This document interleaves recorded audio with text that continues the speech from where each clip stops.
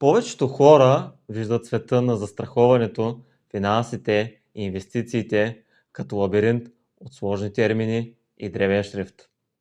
Точно за това съм тук. Здравейте!